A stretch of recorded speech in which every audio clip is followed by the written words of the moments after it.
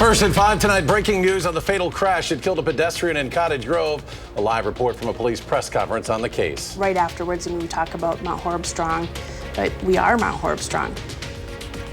How Mount Horeb remembers a tragic day at its middle school 1 year after a shooting rocked the community. And we go one-on-one with Senator Ron Johnson on many topics, including his recent concerns over what happened on 9/11. You're watching News 3 Now at 5. We begin tonight with breaking news out of Cottage Grove. The Cottage Grove Police Department has given us an update on the crash that killed a mom and injured her husband and son. Our Tanisha Shaw is live at the Cottage Grove Village Hall. Tanisha, what did we learn? Hi, Eric and Susan. Today, we learned that just hours ago, they made an arrest in this case for the first time. A 49-year-old man, Jeffrey Indris, is arrested right now and in custody for this case in Cottage Grove. I am right where that accident happened. If you look behind me right here, you can see this growing memorial with people showing their love for the victims. Now, there's 3 victims. One of them died. The mom, her name is Dr. Cami Henson. She was a chiropractor and very known within the community. She died hours after the crash in the hospital. She was walking her dog with her son and her husband. All 3 of them were hit. The son and the husband, we learned today, were released from the hospital. The investigation remains active and is being conducted in collaboration with the Dane County District Attorney's Office. All contributing factors are currently being thoroughly investigated. We again wish to express our deepest sympathies and support to the Village of Cottage Grove community during this tragic event. We encourage the community to come together to support each other as needed during this difficult time. And as the lieutenant says, this is an ongoing investigation. We really don't know much about why he was arrested besides his charges, which I will read to you right now. He's possibly facing first-degree reckless homicide charge, a first-degree reckless homicide charge, a first-degree reckless injury charge, and a first-degree endangering safety charge. In Cottage Grove Police did not take any questions today, and we are still waiting to learn more. Eric and Susan, I'm going to send it back to you. All right, Tanisha, thank you. Well, today marks 1 year since police shot and killed a 14-year-old student holding what appeared to be a long gun outside Mount Horeb Middle School. Days later, the Wisconsin Department of Justice would tell us the weapon was actually a pellet rifle. The incident left Mount Horeb teachers, students, and their families traumatized. But the hashtag Mount Horeb Strong has held true. Parents tell our Ellie La Liberté that strength showed up as soon as it was needed. Reports of shots fired at the school. I can still hear that scream from that phone call, and that is a scream I will remember until the day I die. This was by far the scariest day of my life. I think it was probably the scariest day of my kids' lives. It's been 1 year since the scariest day of their lives. Brittany Pierce and Tracy Deem both have daughters who were in 8th grade at Mount Horeb Middle School last year. Right afterwards, we talk about Mount Horeb strong, but we are Mount Horeb strong. 1 year later, they're focusing on that community. It made us stronger. It made us more aware. It made us open our hearts. Honoring the school staff and first responders who reacted. They did their job, and the system that's in place to protect our kids worked. To the neighbors who opened up their homes. Literally opening their doors to strange kids, pounding on them, saying, "Let us in." To the kids who stepped up. They're little heroes. The things that they did for each other that day, without even thinking about it, was amazing. But the healing still ongoing. We're still working through it. The days are better. They're further between with fewer incidences, but they still happen. But for both Tracy and Brittany, May 1st is more than a day when tragedy struck. It's a day Mount Horeb can remember. It truly is strong. I think we have to remind them that it happened and we survived it and we're stronger because of it. In the past year, what I've experienced is just stronger together in every sense of that phrase. Reporting in Mount Horeb, Ellie La Liberté, News 3 Now. Ellie, thank you. The Mount Horeb School District is calling today a day of acknowledgement, and schools are focusing on routine, connection, and care to further enhance physical security and emotional support. Other supports include furry friends from Custom Canine's Service Dog Academy and increased law enforcement visibility. Well, showers will stay with us through the end of the work week. Meteorologist Blaze Keller is on the weather patio. When will the rain ease up? Hopefully soon, because it's raining outside. It's not heavy, but it's just kind of that light misty rain that's more of an annoyance than actual rain. We're taking a look at radar 3000 up near Watoma, where most of that heavier rain is Stevens Point, even beyond Watoma into the Green Bay area. We take it down towards Beaver Dam in Dodge County, just north of Eustisford. That's where some more of those heavier rain showers are. And by heavy, I mean light to moderate compared to what we're seeing outside the studio right now. We'll continue to track that rain activity through the rest of Thursday night into Friday. Much like today, it's going to be hit or miss and more or less light to moderate. Temperatures underneath the mostly cloudy conditions on this Thursday afternoon, upper 40s to low 50s. 50 in Viroqua, 51 Beaver Dam, 52 in Waukesha, 51 Madison, and 52 in McFarland. 55 though in Verona. So pretty much all of our temperatures are the same in those 50s. We are going to talk about your weekend forecast, which is looking more sunny than where we have been today. And we'll talk about what lies ahead for next week in the full forecast. Blaze, thank you. A judge says there is enough evidence for the man charged with abducting a teenage girl from Beaver Dam to go to trial. 40-year-old Gary Day is charged with 2 counts of child abduction and 2 counts of child enticement. Those charges stem from the abduction of Sophia Franklin from her Beaver Dam home back on February 2nd. Franklin is pregnant. Day is believed to be the father. Franklin is back with her family, and Day's next court date is June 3rd. The mother of an inmate who died at Waupun Correctional Institution is now suing the prison. Donald Mayer's mother, Jeanette Mayer, filed her lawsuit on Monday. She's alleging her son was subject to cruel and unusual punishment. Donald Mayer was found dead in his cell in February of last year due to dehydration and malnutrition. This is the 4th action brought by relatives of inmates who have died at the troubled institution since 2023. 2 firefighters are taken to the hospital after an apartment fire this morning in Fitchburg. A little before 5:30 this morning, Fitchburg's fire department was called to a duplex on Endive Drive. When crews arrived, they found flames showing through the roof. 2 firefighters were injured and taken to the hospital with non-life-threatening injuries. The fire was then quickly extinguished and no residents were hurt. Residents are all okay, and we're currently working with them, property management and American Red Cross to get them needed supplies and then shelter. The origin and cause of the fire are still under investigation. Last week, News 3 Now learned Wisconsin U.S. Senator Ron Johnson is part of a committee in Washington taking a closer look at what happened on 9/11. Our Sarah Carlson sat down with Senator Johnson today to talk about why and to get his thoughts on several other issues as well. Sarah? That's right, Eric and Susan. We had an opportunity to catch up with Senator Johnson, where we learned his priority right now is the federal budget and getting the country out of debt. But I was curious about his determination to reopen investigations into 9/11 we've been hearing a lot about. Senator Johnson is the chair of what's called the Senate Permanent Subcommittee on Investigations. Now, that subcommittee started with an investigation into the PGA Tour and the company Live Golf, which is financed by the Public Investment Fund of Saudi Arabia.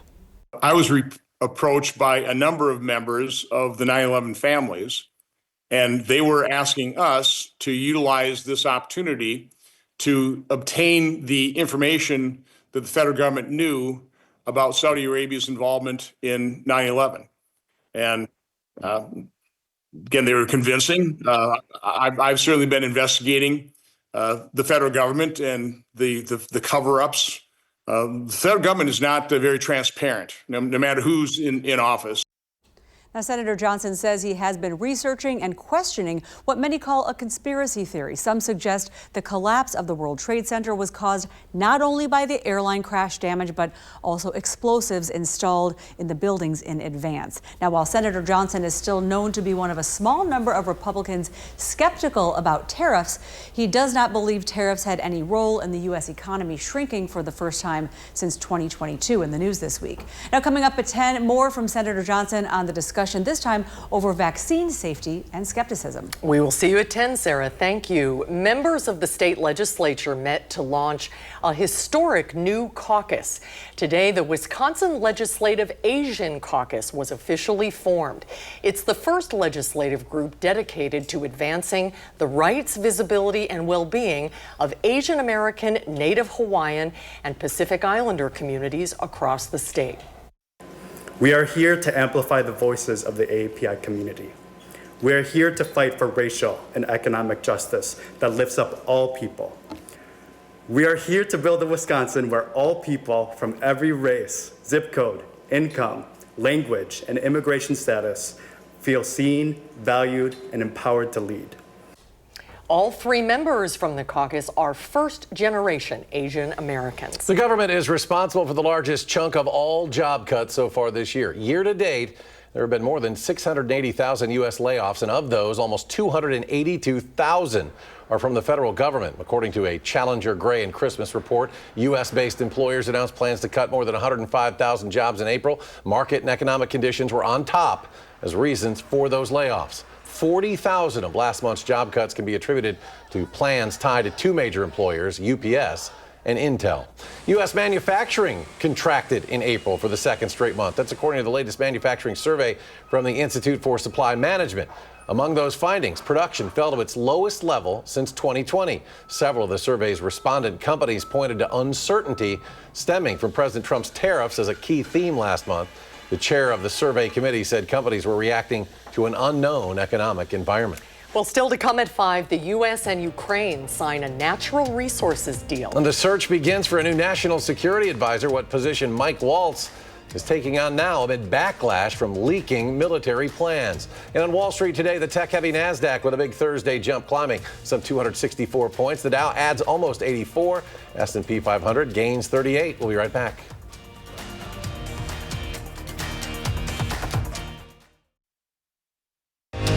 You're watching News 3 Now at 5. President Trump will be looking for a new person to lead his national security team, with National Security Advisor Mike Waltz leaving to take up a new position. Erica Brown has more details from the White House.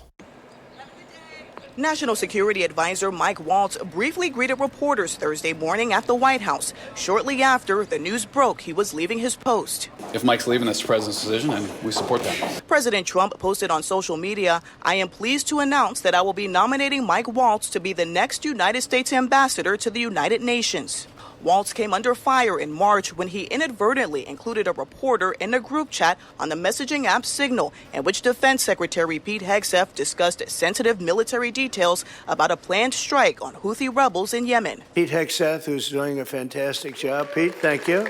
President Trump acknowledged Hegseth during an event in the Rose Garden Thursday and maintains he's standing by the defense secretary, who has also faced backlash for disclosing sensitive details in the chat. This administration has already shown that they're incapable of nominating people for these very important roles who are actually qualified to do the job. President Trump says Secretary of State Marco Rubio will temporarily assume the duties of National Security Advisor. The change comes as the White House works to broker a peace deal between Russia and Ukraine and bring Iran to the table to talk about its nuclear program. Waltz sent a message to Iran Thursday morning just before his change in job status. Iran needs to get the message that it can be a responsible country, that the President of the United States wants peace. He's ready to make a deal, and that it cannot have a nuclear weapon. Secretary Hegseth issued a strong warning to Iran about its support of the Houthi rebels, saying on social media, "You will pay the consequence at the time and place of our choosing." Erica Brown, CBS News, the White House. The United States and Ukraine have signed a critical minerals deal. It will give Washington access to Kyiv's mineral resources in exchange for establishing an investment fund in Ukraine. Future American military assistance to Ukraine will count as part of the U.S. investment into the fund. The Treasury Secretary says this fund will allow the United States to invest alongside Ukraine and also send a message. It's a signal to the Russian leadership. It's also a signal to the American people that we have a chance to participate, get some of the funding and the weapons compensation for those and be partners with the success of the Ukraine people. The signing came just hours after a last-minute disagreement threatened to derail the deal. The exact details of the final agreement have not been made public. Well, the rain showers will stick with us to wrap up the work week. Boy, were they coming down early today. There is a dry and sunny weekend ahead, though. That's right. Those showers this morning were heavy, and then they tapered off in intensity as we went throughout Thursday. And we're going to stick with the light to moderate at times rain shower activity overnight and into your Friday as well. The weekend is looking drier, and we're going to add back some sunshine, especially as we go throughout Saturday, because our latest low pressure system will be exiting the Midwest. Tonight, pretty seasonal, low to mid 40s underneath mostly cloudy conditions, with again that chance for scattered showers, mainly off towards the west, not only overnight, but into Friday as well. There's just a little bit of energy left over, and it's primarily hugging the Mississippi River. So that's where we're going to see most of that rain activity as we end the work week. Upper 50s to low 60s on Saturday after the morning cloud cover and the rain activity wraps up. We're going to add back the clouds as we go into your Sunday. Mid to upper 60s, partly sunny both days, expecting light winds. Sunday night into Monday, we reintroduce the chance for not only rain, but also some fog as well. Our latest low pressure system moving off towards the northeast. There's that little bit of energy sparking some light to moderate showers as we head into Friday, sticking with the mostly cloudy conditions. High pressure moves on in. That's going to clear out the clouds for Saturday. But as that pushes off towards the east, another low pressure system is going to move out of the lower Mississippi River Valley and essentially get stuck in the atmospheric river. And that's going to bring back our chance for showers and some fog as we end Sunday going into Monday. So essentially, the atmosphere is a river. And like in rivers, you get leaves, you get sticks, logs floating down the river. That's how you can think of these low pressure systems. This one that's coming out of the lower Mississippi River Valley Sunday into Monday gets essentially stuck between two high pressure systems. It can't, because it's not strong enough, move eastward. So what does it do? It's like a big log that gets turned sideways. It jams up our atmospheric river. So other systems have to go around this jam. And that's the reason why we're going to sit underneath pretty similar conditions throughout next week. 70s, upper 60s to low 70s starting Tuesday through that following weekend. Because when you get cut off low pressure systems that jam in the river, you don't get any new air masses. So you sit underneath the same one until finally either the log gets unjammed or an even bigger log, a stronger low pressure system, essentially pushes it downriver.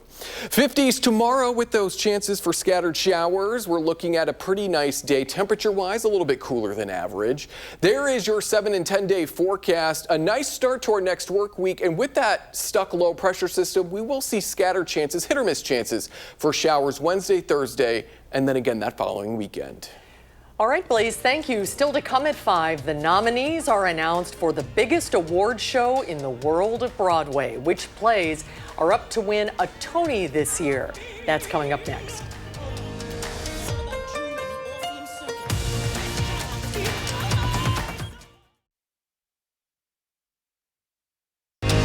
You're watching News 3 Now at 5. The theater world held its breath this morning for the announcement of the Tony nominations. Bradley Blackburn has the big reveal. Why do we learn language? It was a blockbuster season on Broadway with 42 plays and musicals in the running. Tony winners Wendell Pierce and Sarah Paulson announced the nominees on CBS Mornings, including for Best New Musical. Buena Vista Social Club. Leading the pack with 10 nods each, Buena Vista Social Club, Death Becomes Her, and Maybe Happy Ending, which earned a nod for actor Darren Criss. In the Best Actress categories, 1 star is already in the record books. Audra McDonald has now made history as being the most Tony-nominated performer of all time. Yes. Audra McDonald is in the running for a record 7th trophy for her role as Rose in the revival of Gypsy. In the running for Best Play are English, The Hills of California, John Proctor is the villain, Oh Mary, and Purpose. One of the big trends in this year's plays, movie stars. Good night, and good luck. That includes George Clooney, nominated for Good Night and Good Luck, the first play to gross over $3 million in 1 week. For Best Actress in a Play, several screen stars made the cut, including Mia Farrow and Sarah Snook, who plays all 26 roles in The Picture of Dorian Gray. I would give everything. To announce the winners next month, Cynthia Erivo hosts the Tony Awards June 8th on CBS. Bradley Blackburn, CBS News, New York. And this year's Tonys will feature a special honor for Harvey Fierstein, a special award for lifetime achievement in the theater. And we'll have a final check of your forecast after a short break.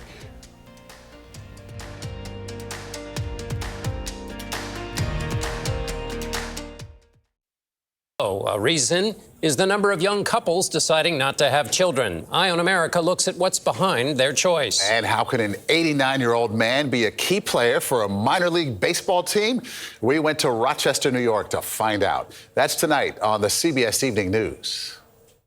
And coming up at 6, a woman escapes from her car after being stuck on a flooded Madison street. What the city is doing to fix this recurring issue. Again, that's tonight, News 3 Now at 6. Finally at 5, hundreds of dachshunds strutted to Hungary to reach a record. The parade of pups was under the observation of the Hungarian Records Association to determine if the dogs could make it in the books for the country's biggest dog walk of a single breed. Although the breed was first bred in Germany, dachshunds represent one of Hungary's most popular breeds. They were initially used to hunt badgers, how dare they, and other burrowing animals. And in 1972, a rainbow-colored wiener dog became the first official mascot of the Summer Olympic Games. Oh, they are so cute. They are so beloved. funny. If you're taking your wiener dogs out, you might get a little rain on them, right? Yeah, it's a little bit of a drizzle out there. Nothing too crazy, and we'll keep the light rain, sometimes moderate rain chance into Friday as well. Planning your Friday 50s, so a little bit cooler than normal, or where we should be for the start of May, but we get back into the 60s on Sunday. Over the weekend, we will see more sunshine, winds stay light,